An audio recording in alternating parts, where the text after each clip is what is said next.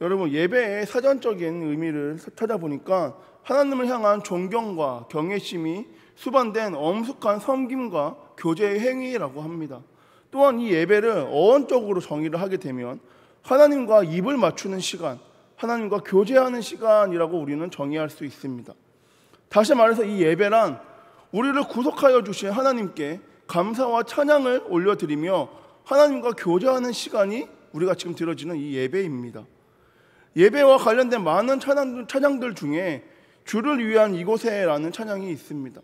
그 가사를 잠깐 살펴보면 주를 위한 이곳에 예배하는 자들 중에 그가 찾는 이 없어 주님께서 슬퍼하시네라는 가사가 있습니다. 여러분, 이 가사는 많은 사람들이 주님께 나와서 감사와 찬양을 올려드리지만 그 예배를 드리지만 그 중에서는 주님께서 찾는 사람이 없다는 것입니다. 그로 인해서 주님께서는 슬퍼하신다는 가사의 내용입니다. 저는 이 찬양을 부르며 묵상할 때 제 마음 가운데 간혹 두려운 마음이 생기곤 합니다. 이 찬양의 주인공이 내가 되면 어떻게 하나, 주님이 찾는 사람들 중에 내가 없으면 어쩌나, 내가 드리는 이 예배를 통하여 주님께서 기뻐하시기보다 주님께서 슬퍼하시면 어쩌나 라는 생각을 하게 됩니다. 여러분, 오늘 본문은 잘못된 예배자와 그 예배자의 모습이 얼마나 위험한지에 대해서 말하고 있으며 앞서 찬양의 가사처럼 하나님께서는 모든 예배를 받지 않으신다라는 것에 대해서 말하고 있습니다. 여러분, 이 예배는 인간이 하나님께 올려드릴 수 있는 가장 최상의 것이기에 우리는 올바른 예배자가 되어야 온 마음과 정성으로 예배를 드려야 합니다. 그러나 잘못된 예배를 드리고 있다면, 잘못된 예배자의 모습으로 우리가 나아가고 있다면 그 예배는 하나님께서 받지 않을 수도 있기 때문에 우리는 그 예배자가 하나님이 찾는 예배자가 아닐 수도 있기 때문에 더욱더 바른 예배자로서 나아가야 한다는 것입니다. 그럼 오늘 이 말씀을 통하여 하나님이 원하시는 예배자, 하나님이 찾으시는 예배자의 모습은 무엇인지 우리 이 시간 살펴보며 우리 모두가 깨닫고 변화되어 하나님이 원하시는 공동체, 하나님이 주목하시는 교회가 되기를 원합니다. 오늘 본문 2절과 4절에 보면 가인과 아벨이 하나님께 제사를 드리는 장면이 기록되어 있습니다. 여러분, 가인은 농사 짓는 자였고 아벨은 양을 치는 자였습니다. 또한 가인은 곡식으로 제물을 드렸고 아벨은 양으로 제물을 드렸습니다. 그런데 하나님께서는 가인의 제사는 받지 않으시고 아벨의 제사만 받으십니다. 왜 하나님은 아벨의 제사만 받으셨을까요? 이것을 문자적으로 살펴보면 아벨은 양으로 피의 제사를 드렸고 가인은 땅의 소산으로 피가 없는 제사를 드렸기 때문입니다. 그런데 그게 이유라고 말하기에는 조금 무리가 있는 것 같습니다. 왜요? 가인은 농사를 짓는 사람이었습니다. 농사를 짓는 사람이 농작물을 드리는 것은 크게 이상한 일이 아닙니다. 그리고 당연한 것입니다. 직업에는 귀천이 없듯이 특별히 죄를 지어야 하는 직업이 아닌 이상에 어떤 일이든 최선을 다하여 하나님을 예배하고 본인이 수확한 농작물을 드리는 것은 어쩌면 당연한 것입니다. 그렇게 자신이 직접 지은 이 소산물이 드리는 것은 잘못된 일이 아닙니다. 더욱이 이 피의 제사에 관련된 제사법은 이 당시에는 없었습니다. 이로부터 꽤 오랜 시간이 지난 후에야 레위기에 기록되었듯이 모세 이후에 제사법이 제정된 것으로 우리는 보아서 피해가 없는 제사를 받지 않으셨다는 말은 맞지 않다는 것입니다. 설령 피해 제사가 관련된 법이 이 당시에 있었다고 해도 그 이유가 충분하지는 않습니다. 그 이유는 가인과 아벨이 드리는 이 제사가 속건제나 속죄제처럼 하나님께 지은 죄를 용서받기 위해서 드리는 제사가 아니라 감사함으로 드리는 화목제였기 때문입니다. 여기서 그들이 드린 제사가 화목제인 이유는 이 잠시 뒤에 설명해 드리겠습니다. 그러면 하나님께서는 왜 아벨의 제사만 받으셨을까요? 그 이유에 대해서 히브리서 기자는 이렇게 말하고 있습니다. 히브리서 11장 4절에 믿음으로 아벨은 가인보다 더 나은 제사를 하나님께 드림으로 의로운 자라 하시는 증거를 얻었으니 하나님이 그 예물에 대하여 증언하심이라 그가 죽었으나 그 믿음으로써 지금도 말하느니라. 여러분, 아벨은 믿음으로 드렸기 때문에 하나님께서 받으셨다라고 말하고 있습니다. 그런데 이 믿음으로 드렸다는 것이 어떤 것인지는 구체적으로 나와 있지 않습니다. 우리가 어떤 사람을 기준으로 하여 말할 때 저 사람의 믿음이 좋아, 저 사람은 믿음이 약해 라고 말하듯이 어떤 기준이 있기 때문에 그렇게 이야기하는 것이 아닐까요? 그러면 하나님 보시기에 가인과 아벨에도 분명하게 믿음의 차이가 있었기 때문에 가인의 것은 받지 않으시고 아벨의 것만 받은 것인데 무슨 차이가 있는지는 성경에 자세히 기록되어 있지 않습니다. 그래서 몇 가지 단서를 가지고 어떤 차이가 있었는지에 대해 말씀드리고 우리가 어떠한 자세로 예배 드려야 하는지에 대해서 이 시간 나누고자 합니다. 먼저 3절에 보시면 세월이 지난 후에라고 말씀이 시작되고 있습니다. 한글 성경은 좀 애매하게 번역이 되어 있는데 이 세월이 지났다고 하면 한 달이 지났는지 1년이 지났는지 10년이 지났는지 우리는 알 수 없습니다. 그런데 원어에 쓰인 것은 농사의 한절기가 끝난 후에라고 의미하고 있습니다. 다시 말해서 이들은 씨를 심고 그것이 자라서 추수할 정도의 어느 정도의 시간이 흐른 후에야 하나님께 제물을 가지고 온 것입니다.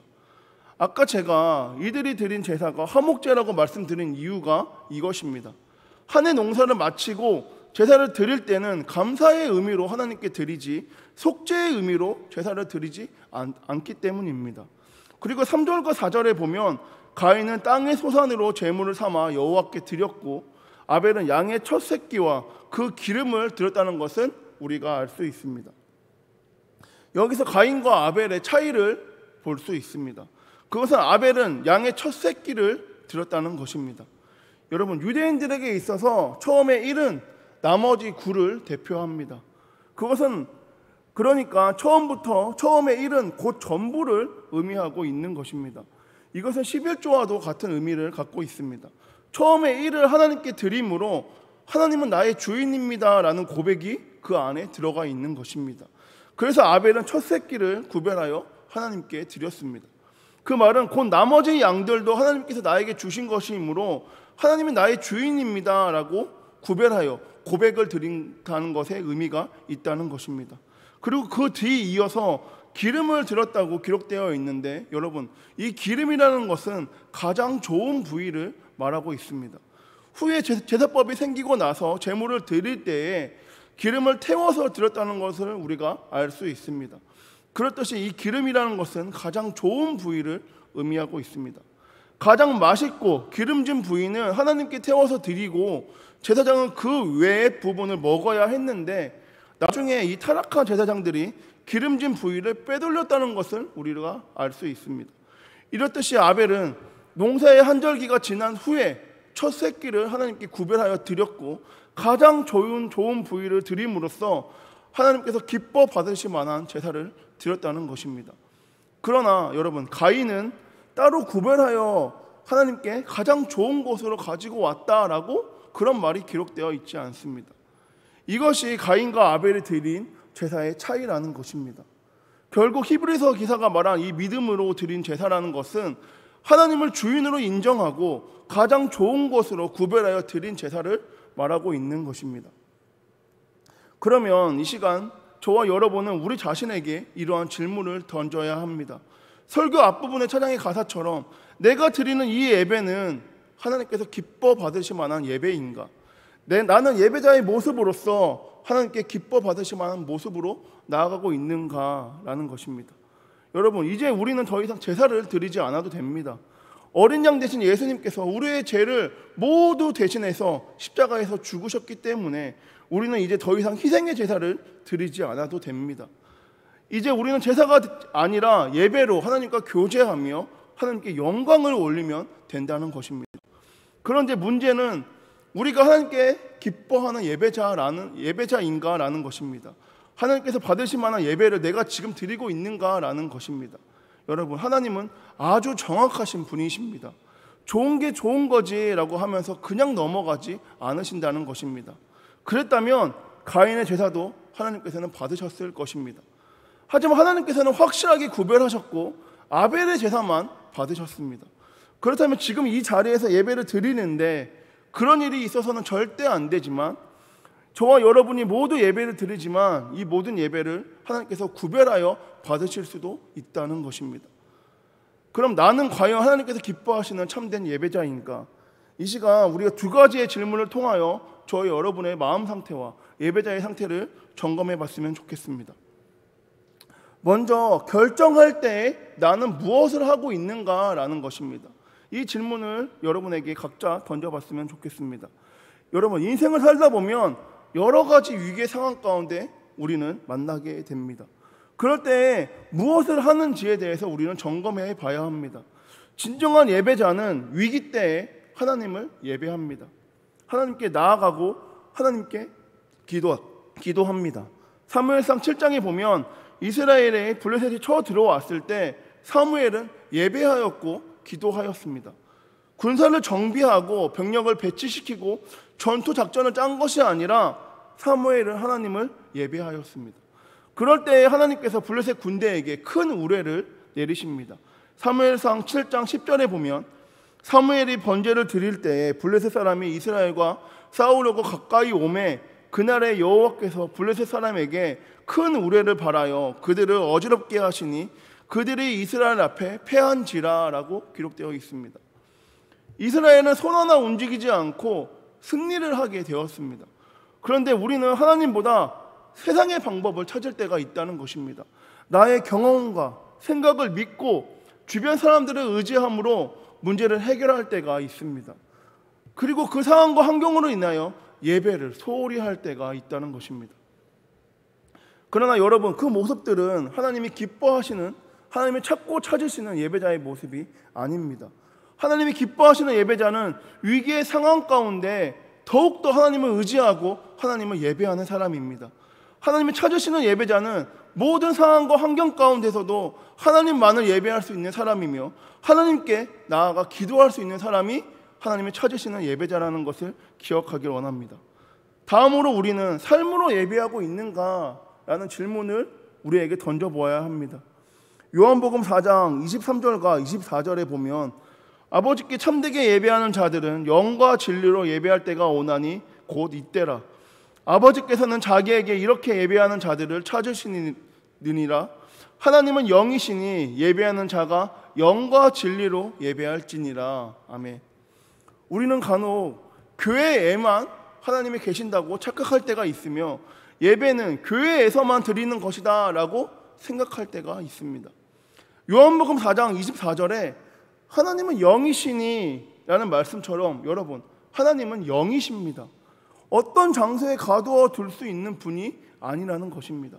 하나님께서는 이 세상 어느 곳에 함께 계시며 저와 여러분 마음 가운데도 함께 하고 계십니다.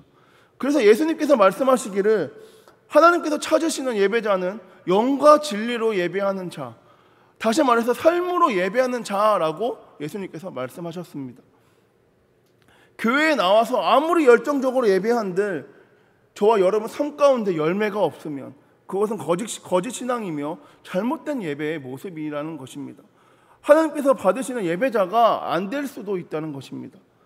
예수님께서는 우리의 착한 행실을 통하여 하나님께 영광을 돌리라라고 말씀하셨습니다. 교회 밖의 사람들이 저와 여러분을 보고 우리 한성교회를 보고 나도 저 교회 다니고 싶다. 역시 교회 다니는 사람들은 다르구나. 나도 교회 다녀서 저들이 믿고 있는 하나님을 나도 믿고 싶다라는 생각이 들게끔 우리가 삶으로 살아가야 한다는 것입니다. 이것이 안 된다면 우리는 삶으로 예배하지 못하고 있다는 것을 여러분 점검하며 나아가길 원합니다. 말씀을 정리하겠습니다. 이 시간 지난 우리의 각자 삶을 되돌아보길 원합니다. 예배 드릴 때의 나는, 기도할 때의 나는, 그리고 찬양할 때의 나는, 또한 세상 속에서 나는 어떠한 모습인지 진정으로 하나님만을 바라보며 하나님만을 의지하며 하나님만을 위해서 나아가고 있는지 이 시간 되돌아보기를 원합니다. 여러분, 가인과 아벨을 제사 드릴 때에 하나님은 그들이 드린 제물보다 그들의 마음을 보셨습니다. 그리고 가인과 아벨의 제사를 다 받지 않으시고 구별하여서 아벨의 제사만 받으셨습니다.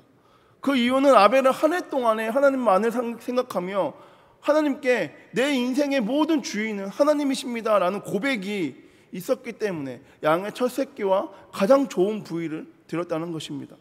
아벨은 일을 할 때나 양을 고를 때나 제사를 드릴 때나 항상 하나님만을 생각하며 그는 구별하여 나아갔습니다.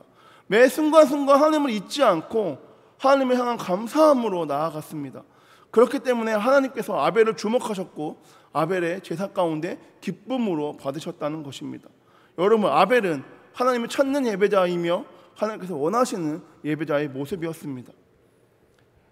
설교 앞 서두에 말씀드린 것처럼 예배는 우리가 하나님께 드릴 수 있는 가장 최상의 것입니다.